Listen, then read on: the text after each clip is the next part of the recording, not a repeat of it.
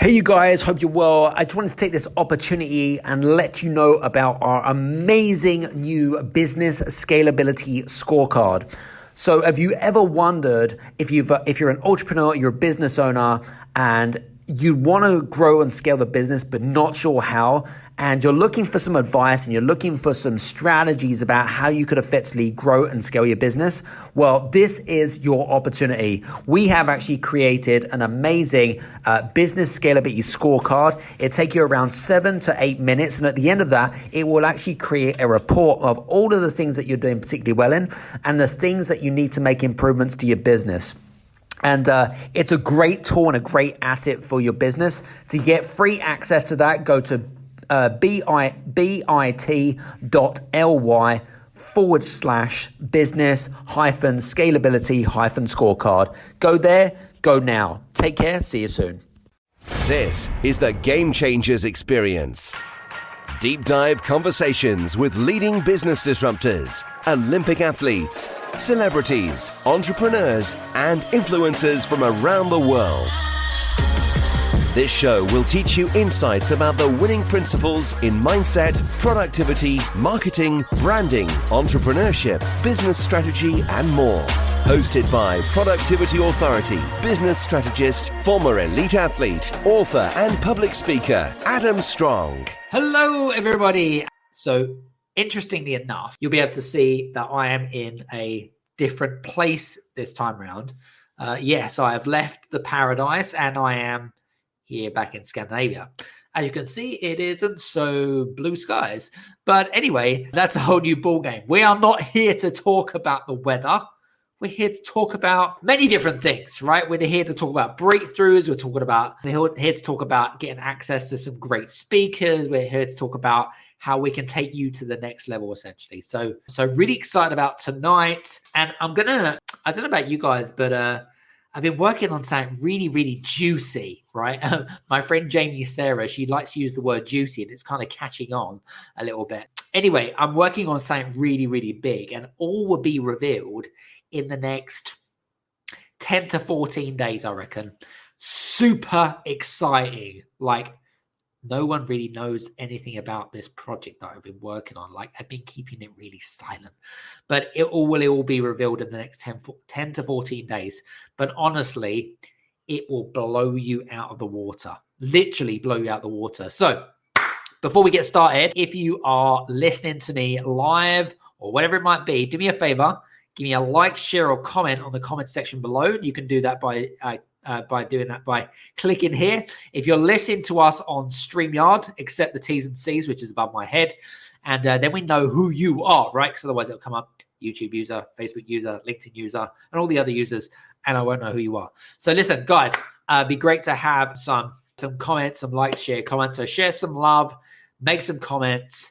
And if you have any questions, then let's do that. So yes, anyway. So today's guest, well, this particular lady I've known for probably the best part of 5-6 years, I reckon, probably 5 or 6 years. And what's really interesting is we actually have similar interests in a sense of, you know, she was playing rugby, I was into sport and into sports performance coaching. In fact, this was longer than 6 years ago. And then I obviously have a degree in nutrition and things like that. And then what happened is then it completely, how it is with people, we just kind of lose contact, right? And then you kind of come back into rekindle spirits and stuff like that. But anyway, cut a long story short, this particular lady has gone through quite a journey from and she's transitioned from corporate life to entrepreneurial life, which we'll talk about during the show because it can be extremely challenging, to say the least. And I'm really looking forward to some of our conversations that we're going to have today. But we're also going to be sharing about some of the things that we're going to be doing as well together. So she is an ancestral healer. I probably said that incorrectly. She's a coach. She's an author. And she's a great person. And I wonder if you can I don't know if you guys can maybe pick up some of her accent. Well, maybe not if you're out of the UK or whatever it is, but she's got a very distinct accent, which you might be able to pick up on. So put your round of applause for Vicky Poole. Woo! Thank you, Adam, for that lovely introduction. How you doing? I'm doing really good, thanks. Really good. It has been a fantastic Wednesday. It has been a fantastic Wednesday indeed. Absolutely. Yeah. So good to catch up. It is. It is. It's been like a month since we last spoke. So it's well overdue. Yeah, it's well overdue. 100%. We like to having a good old chin wag and a good old chit chat. So that's all good. But listen, I know we've got people listening in from all over the world and whatever it might be. But you started your life in the corporate world and have been, you worked up the corporate ladder and so forth. But you've now transitioned to more of what I call an entrepreneurial business owner life. Why? What was the big reason why you decided to kind of move into that arena? Because it's very different from corporate life. But let's get some background from you.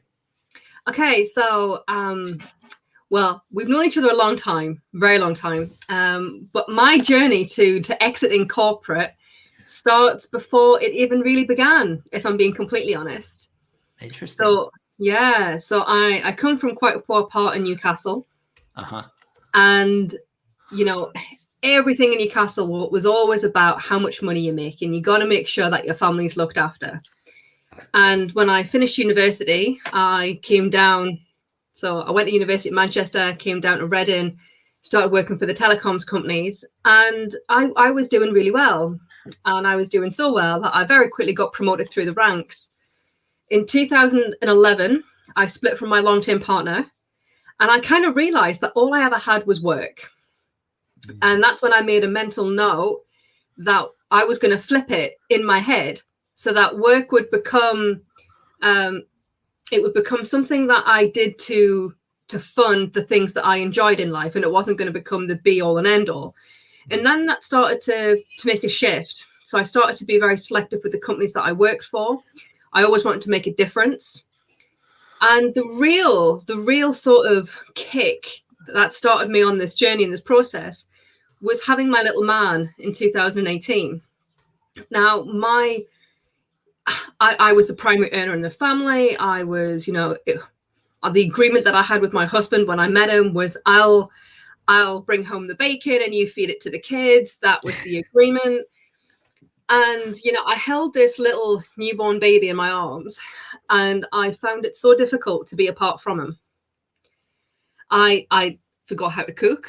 I had to reteach myself how to cook because I would have to put my baby down. It was like literally my whole world. Instead of having a gravitational field, it was around my little person.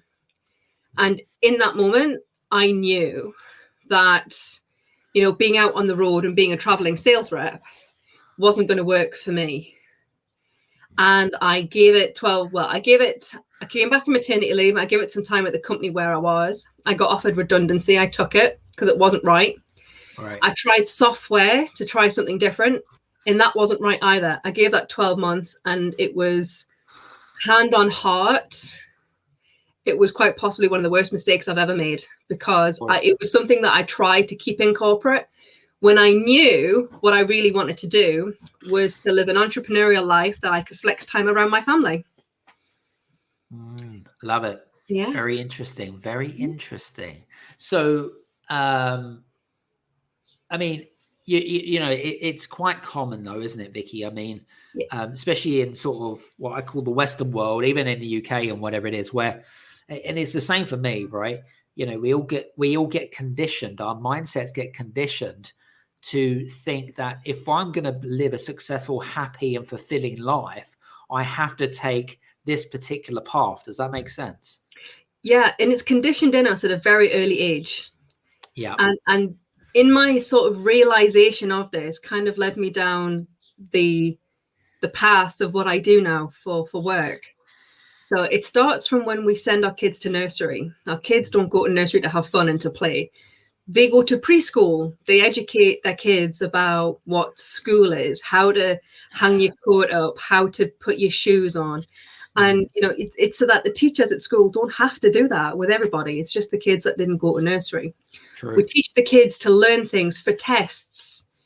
But the second they pass the test, they can press delete on everything that they've learned. True. And it's even as common as in the words that we use to talk to our kids. And this, for me, was the real eye-opening experience. My little man was about 6 weeks old. He was going through his first sleep regression. I was exhausted. He would feed for, he was a breastfed baby. He would feed for 2 or 3 hours at a time. I don't know how he does it, because I can't feed for 2 or 3 hours at a time. That's a machine. Oh, yeah, he was. And, you know, he needed a full change. So he needed to like be sponged off during the middle of the night. And, you know, he was kicking and screaming. He wanted to be fed. And here's me kind of stripping him off, getting him cold, putting him on a cold changing mat. And I caught myself saying the same crap to him as what my parents said to me. You're such a disappointment. How can a 6-week-old baby be disappointed? And I noticed the frustrations that were coming out. And when you get frustrated, you default to what you know. Yeah. And it's kind of like trying to reprogram your mind, isn't it? Yes, it is. And that's where I started to really explore conscious choice. So I can see this coming up now. Yeah. And that was the first time I saw it coming up in my relationship with my son. And there are other times that I see it coming up, and I run myself through a very quick 5-stage process, which is what similar event can I relate to that happened to me in the past? Yeah. What did my parents do? How did I feel? How did I want to feel? What would my parents need to do to make me feel that? And then I go, okay, 1, 2, 3, 4, 5, awesome. And then I do that one thing. And I help. And when you come from an abused background, sometimes that's a lot more difficult than if you had a loving, nurturing home. Yes. Because if you come from a loving, nurturing home, you had that experience. I didn't. This has been a really sharp learning curve for me. And when you have that experience, when you know what you're talking about, then you get to change the cycle of abuse. Just because you had a bad childhood doesn't mean your kids have to. No, very true. And it's very true, but and you know, I see it so many times, not just from a parenting perspective, but you know, if you have a pain point in your child, and this normally goes back to your childhood, right? Yeah. If you self-sabotage when running your own business, if you I don't know, if you go through relationships and they're always short term and never long term, it's normally because something has happened in early on in life, and you haven't quite hit the nail of how to fix that thing. Does that make sense? Yeah. And the really amazing thing is that we can't necessarily remember the event, but we remember a belief about that event. Yes. And then we actively seek out things to make that true. Yes. So I'll give you an example. Yeah. When I was younger, if I showed any sort of vulnerability to any member of my family, they wanted me to have a thick skin, because that's what you needed to survive in a man's world in the 80s. So they'd poke at me about it and they'd make fun so that I would develop a tough skin. All I got was a mask. So it took me the better part of 30 years to unpick what that is. And now I can't necessarily take my mask off all the time, because it's there, it's glued on. I can't remember the exact phrase that my parents used or the vulnerability that it was that gave me that belief. But my belief is I need to have a mask because I can't show my true self to the open world. And I see it coming up, and then I can choose to act differently. Because it's a belief that served me well when I was at school. It's not a belief that serves me well now. So when I see it, it's, oh, hey, dude, nice to see you again. And I can choose to act differently. It's that conscious choice again. Sure. Interesting. And, you know, it's also when we talk about when you're talking about a series of events, like a childhood event, for example, right? It's kind of locked into the back of your subconscious mind. So it's there, but it's normally triggered through memory, right? That's kind of what you're saying, right? Which is and what you were sort of talking about with your son. But also, do you also feel, you know, it being your first as well, your first child, do you also think that there's also an element of protection and kind of, oh, I want to protect him and things like that. Do you think there's also a combination of that going on as well? You haven't seen me parent my little man, have you?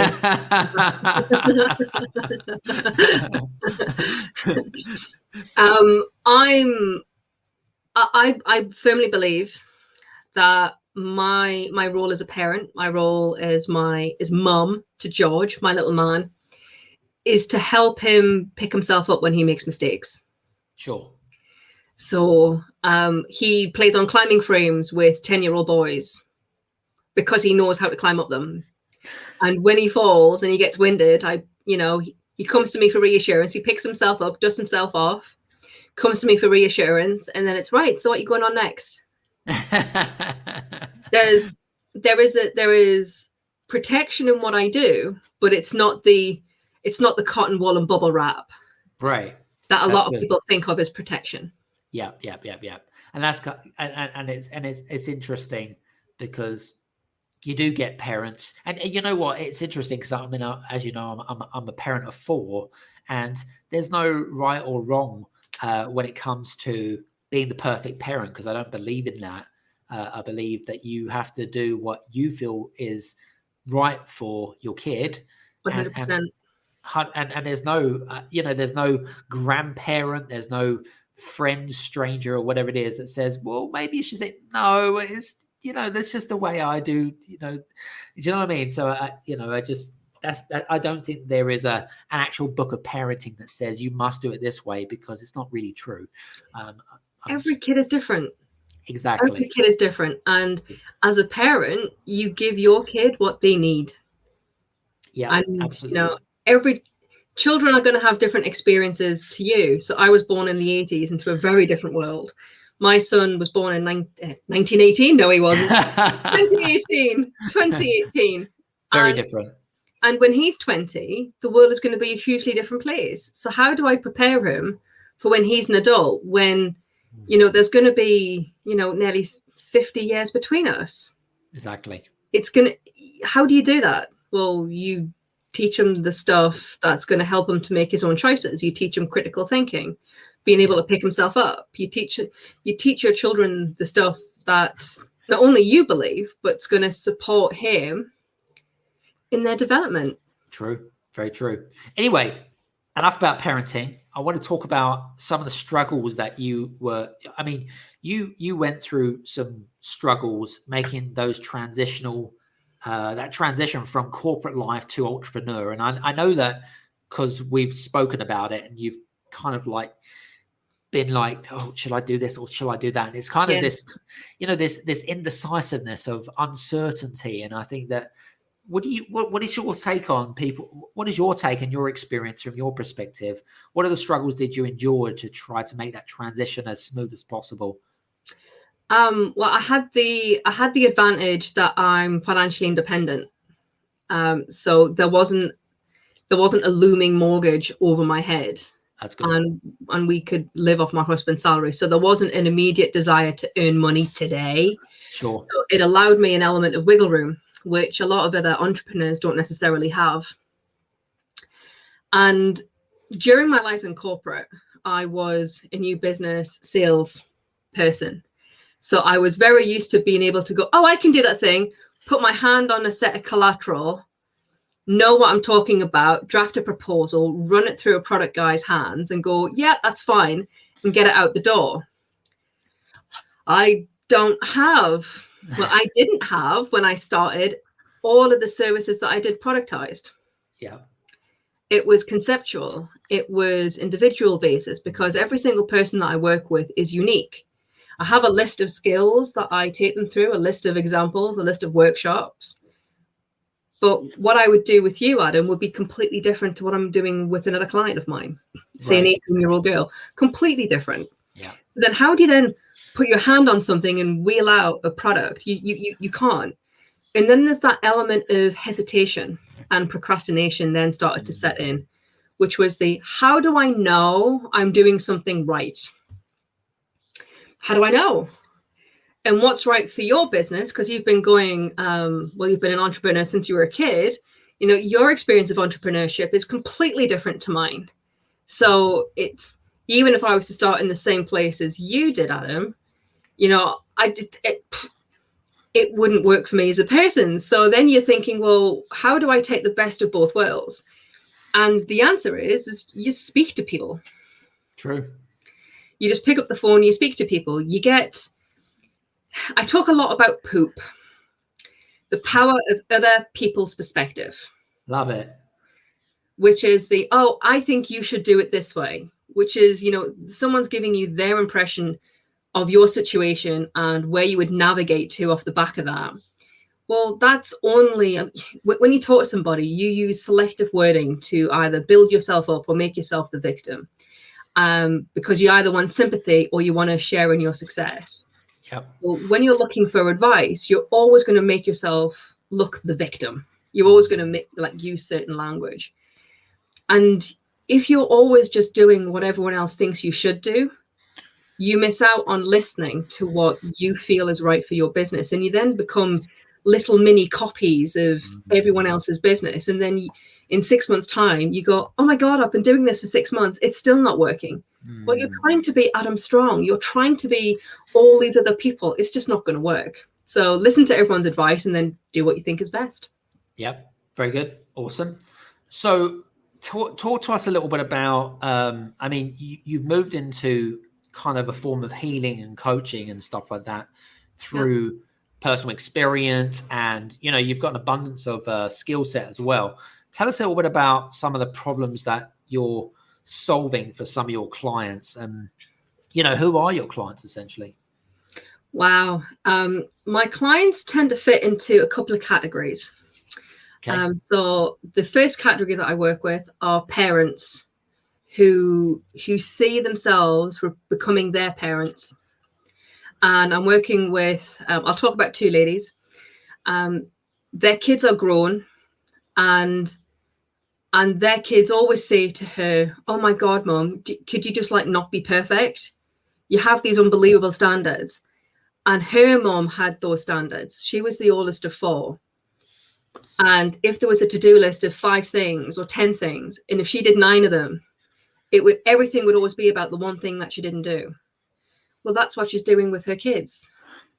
And now that she's the carer of her grandkids, she wants to stop that. She wants the grandkids to kind of be free of that. So I've been taking her through some series of examples of, you know, managing expectations and different ways that you can communicate. I draw on a lot of experience from Marshall Rosenberg, who wrote Nonviolent Communication. God rest him. That book has had the most phenomenal impact on my life. And the other lady that I'm working with, she was subject to emotional abuse from her parents, to the extent that she backs away from arguments. She backs away from any form of conflict whatsoever. So then her kids railroad her. And because her kids are so used to getting exactly what they want from their mom, whenever they're out in the real world, at school, playing sports, whatever it is, and they don't get what they want, they then give up and they walk off. So her son got taunted. He had a shot at goal, and he took it, and the goalie saved it, and everyone thought he should have made the goal. Well, instead of taking it on the chin and go, I'll get it next time, he stormed off the pitch and kind of started walking home because of the expectations. He was so used to getting everything his own way because he got that from his mum. And I take her through, I'm taking her through examples of being able to hold her space and hold her power. And then we role play. I've done some work with our son, her son, and then taking them through that. So now he's not as bad as he was. There's still room to go. So yeah, and that's the parents, that's the parental side. I also do some work with dads, but it is predominantly mums. And the other side is people who are abusers, who want to stop. People who are either physically aggressive to their partners or feel that rage build up inside them that they literally don't know what to do, and they punch a wall and storm out the house, or they just need to be able to vent that aggression. And And people who are like that usually spend a lot of time in a gym to kind of expel their tension. So what usually happens is they're stacked guys or girls. So when they throw a punch, it hurts. And yeah, I know. And I speak to that. So during my time as a child, I was an abusee of my parents. And then as I kind of became into my late teens, I became an abuser. And when I became a mom, I noticed that if I continued down that path, I would continue to be an abuser. And yes, it was emotional abuse rather than physical, but the practice is still the same. You get the same emotions, you get the same feelings. It's how you react to them. And the most powerful thing, and it's really difficult to take, excuse me. It's really difficult to take, is that every event is neutral. It's how you interpret that event that then gives you an emotion. Yeah. And then you build the story around yourself. And if that story that you choose to tell yourself, again, conscious choice, Sure, is it gets you riled up to the point that you have to do something physically about it, punch a wall, punch a bag, whatever it is, then the story that you can tell yourself can calm you down. And with practice, you can tell yourself a different story. You can take that life that you're living, where your partner or your children are living in fear, and actually say, you know what, I messed up. I'm seeking help. This is what I'm doing. This is how you can help me. It's a journey. It's when I arrive there, it's not a destination. It's a journey. sure. And I'm going through this journey so that you don't have to, because kids copy their parents. Of course they do. Role Because models. I copied mine. Yeah. I Interesting. copied mine. My husband copied his. There's a reason there's a book. I forget the guy who wrote the book, a very famous psychologist. Women grow up and marry their husbands, and men grow up and marry their little girls grow up and marry their dad, and little boys grow up and marry their mum. I can quite comfortably say that if I married someone like my dad, I would have probably killed him by now. But I saw that story, and I acted consciously to choose a different path. And I met my husband, and I'm very happy. Very good. Well, listen, I got an interesting one here, because for me, you talk, we've been talking about, your experience, which is great and that kind of stuff. But what we really haven't specifically honed down on is the consequences as of if you decide that you're going to continue on that path. What are the consequences if you do continue on that path? Any thoughts about that? Oh, well, consequences change. So if I was to become my mom, I would be a single parent. I would have significant health issues. I would be scrabbling below the poverty line. But I'm not my mom, because my mum got turfed out of school when she was 14 to become a cleaner. Domestic maid, I think she was, in the 50s. Sure. Well, that wouldn't happen now. I've got a degree. I had been very successful in corporate. So the paths would be different. So you can't just look at your parents and go, well, my dad turned out okay, because where you are now and the time and the age that you're living in is completely different. But you can go through that story. You can go down and always look at the worst case scenario, because if you plan for that, then you know what the worst case scenario is. True. So, and I can only ever speak from my own experiences. So if I continued to mentally abuse my son, then he would grow up being, I would be incredibly controlling. That control would spread out into my marriage and to my husband's family. My son would grow up being very self-conscious. He probably wouldn't reach his full potential. I'd then be poking at him and making his life miserable because he's not reaching his full potential. So I'm just bringing so much more unhappiness. And for me, the worst case scenario would be that my husband and my husband would take actions to protect our son and take him away. So then I would be alone, which is one of my greatest fears. I'd then lose the home that I share with my husband. I'd be living somewhere else. I wouldn't be living with my family. And when you think of that, I mean, I get really choked. I can feel the impact that would have to me as a person. Sure. And if that's the worst case scenario, then I don't want that. Sure. Makes sense. I don't know if I'm living my best case scenario either, but I know that I'm living the scenario that works.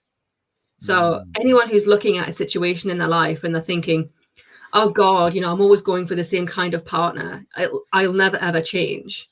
You know what? You can look at the situation that you're in, and you then have a conscious choice. So you can do exactly what you're doing. So Einstein famously said, the definition of insanity is doing the same thing over and over again and expecting a different result.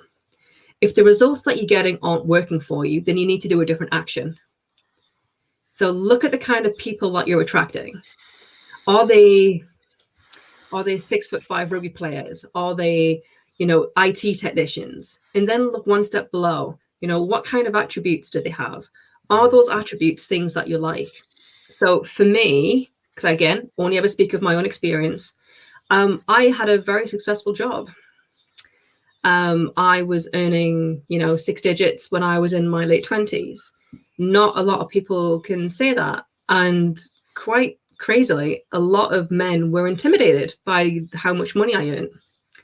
So one of the things that I desired in a partner was that they were comfortable in me earning more money than them.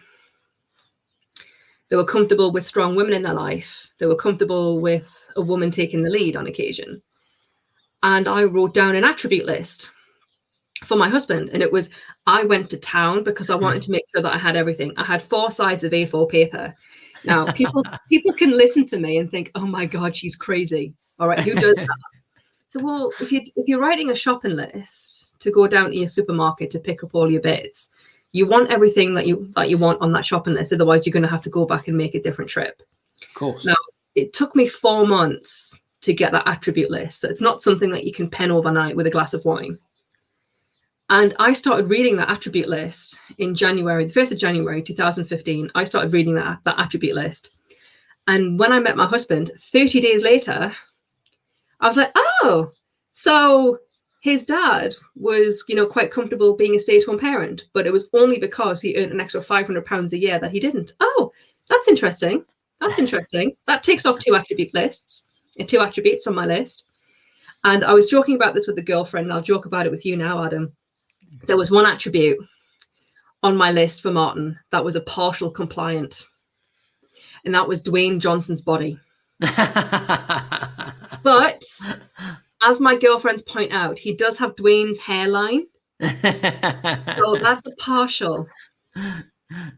Love it, love it, love it. There's no such thing as perfectionism. Otherwise, we're never going to get, and it's the same with running a business, right? Perfectionism is poverty at the end of the day. Just never going to get away, never going to go forwards in life.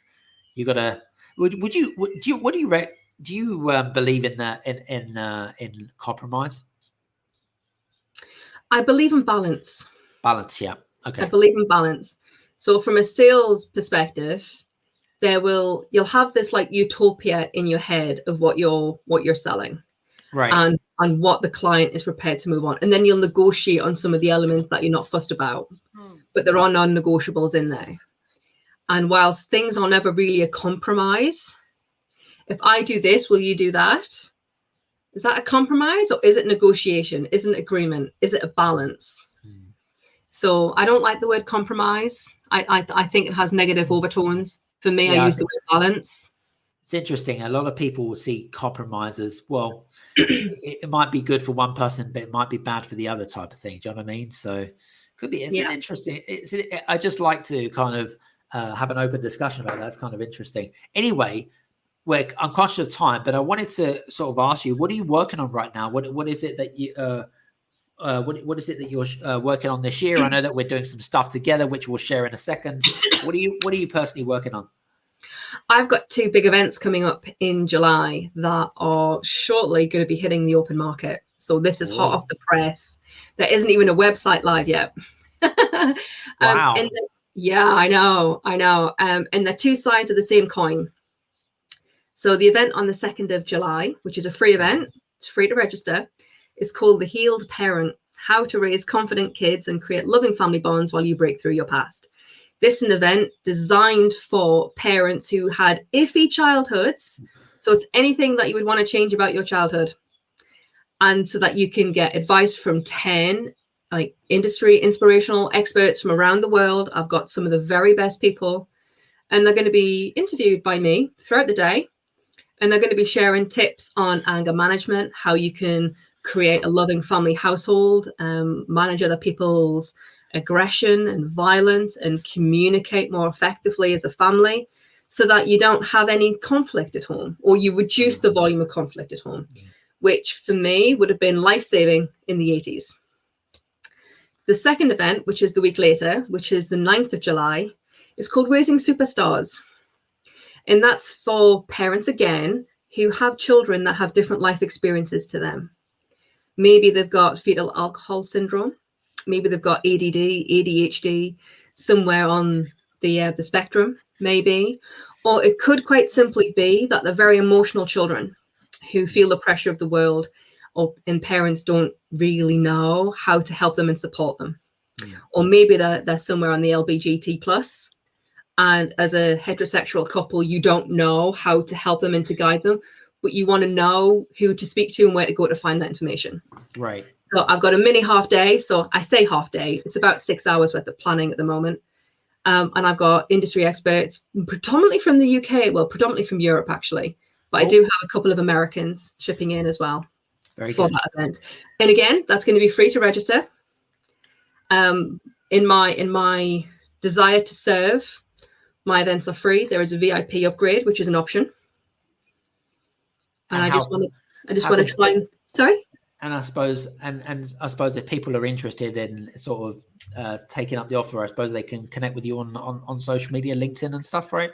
Oh, for sure, definitely. So you can catch me on LinkedIn. You can catch me through my website, vickipoolecoaching.co.uk. They're going to be going live in the next week. Cool. Very good. Awesome. So, and I know that we're doing some stuff together, aren't we? We're launching a new book, aren't we? And you're one of our authors and stuff. But just give us a quick overview about what is your chapter about, and what can people learn from it? So my chapter it draws from the ancestral side of what I do. Okay. Now, the World War Part 1 and Part 2 still plays a huge part across Europe.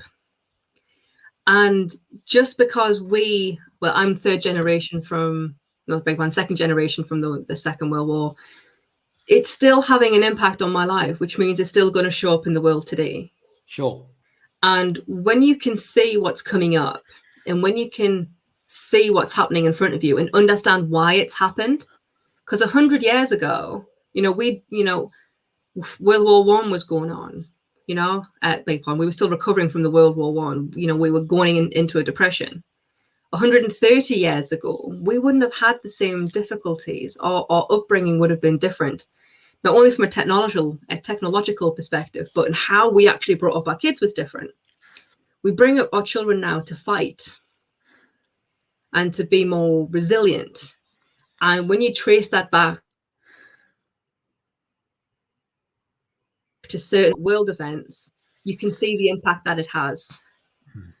And when you see that impact, you then create a choice. So I talk about the impact from my grandmother during the Second World War, who had two roles. She made artillery for the Second World War, and she drove the army trucks that carry the artillery to the shipyards to then be dispatched to Normandy. And she was instrumental in the family and how the family was raised and how my mum was raised. She was instrumental in how she raised me, and her beliefs at the time about what women were. I mean, she did all this fantastic war effort, but she never once felt that she was equal to a man. Mm. And that got passed to me. That got passed to my mum. Mm. But in a world now where you're striving for equality, it causes division, because what you see in the open world isn't what goes on in your head. No, true. And then you develop this internal battle and struggles. And I share some reflections about my own journey, my own experience. Very good. And I share how people can make a difference and how they can make conscious choices. Very good. Awesome. Very cool. So, so I'm looking forward to that. I mean, and I know that some of our listeners, listen, guys, that we don't even have a title yet. Well, I know of the title. I haven't shared with it. I'm not going to share with it yet. It's like this big extravaganza, and so it's kind of the only person that really knows is me and my publisher. But anyway, the book is due to come out October of this year, so fourth quarter of this year. Really excited about that, and what that is it's gonna send out massive ripples in the world, and because it's not about the book and it's not about the authors, it's about you guys that are listening and reading in, because honestly, there's just some great content. I've read every single one that's contributed towards the book. Honestly, there's some really fantastic stuff going on in there. So listen, just want to say, Vicky, thanks very much for being on the show today. Hope you've enjoyed it, and thanks very much for being us. Thank you for the invite. It's been great chatting with you tonight and sharing my mantra, my words with all of your speakers. It's been awesome. Lovely. Very good. And guys, listen, if you have any, if you are interested in learning more about Vicky's events, you can do so by connecting with her on LinkedIn and or going to her website, which you've got, vickypoole.co.uk, and also connect with her. You can also mention the show or the podcast, whatever it might be, and then she'll know, and you'll put two and two together. So listen, guys, hope you're well. Thanks very much for listening in, and we'll see you again as well each and every single Wednesday. Take care. See you soon. Cheers now. Bye. Hey, you guys, I just want to say thank you so much for listening in to this episode of the Game Changers Experience.